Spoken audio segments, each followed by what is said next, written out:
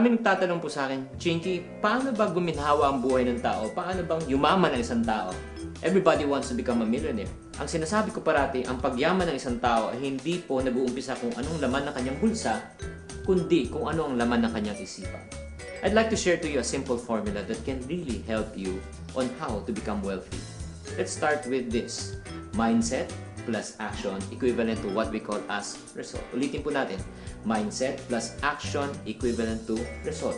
Kung tayo po ay may negative mindset, tayo po rin magkakaroon ng negative action, negative din na magiging resulta ng ating buhay. Kung tayo naman po ay positive mag-isip, positive din po ang action, positive din po ang magiging resulta. Ang isang magandang halimbawa po ay katulad ng paano tayo pinapalaki ng ating mga magulang. Sinasabi sa atin ng ating mga magulang, anak, mag-aral ka mabuti para paglaki mo maghanap ka ng magandang trabaho. Ano mo masama sa trabaho? Wala. Pero kami po naman mga singkit, paano naman po kami pinapalaki? Sinasabi sa amin, anak, mag-aral ka mabuti para paglaki mo, hanap ka maganda ni negosyo. Okay? Marami yung mga classmate na mga Pilipino naghanap ng magandang trabaho, nagpass na magandang resume after graduation. Kami naman po, nag-umpisa na po kami ng aming negosyo. Ang tanong po mga kapatid, sa palagay nyo, sino po ang mas may pagkakataon na umunlad agad ng pamumuhay? Yung naghanap ng trabaho o yung nagtayo ng negosyo? Definitely, ang sagot po, yung nagtayo ng negosyo. Maraming nagsasabi naman, Chinky naman, wala naman kaming puhunan, wala naman kaming, let's say, connection. Pero sabihin ko sa inyo, ano pinagkaiba po namin? Pareho po kami ng paaralan, pareho ng pagkakataon.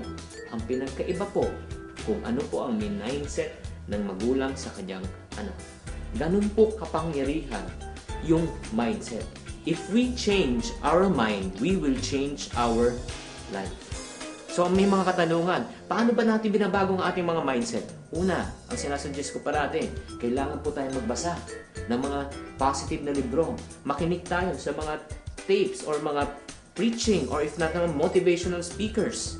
Pangatlo, lumayo tayo sa mga taong negative at sumama tayo sa mga tao naman parating positive. Layuan niyo yung mga parating reklamo ng reklamo. Wala pong magandang maidudulot po sa buhay natin. At isa pang katanungan ng mga tao, does it necessarily mean to say, kung negative ka mag-isip, negative na yung magiging resulta mo? Definitely, yes. Kung negative po tayo mag-isip, negative din po ang ating action, negative din po ang ating result.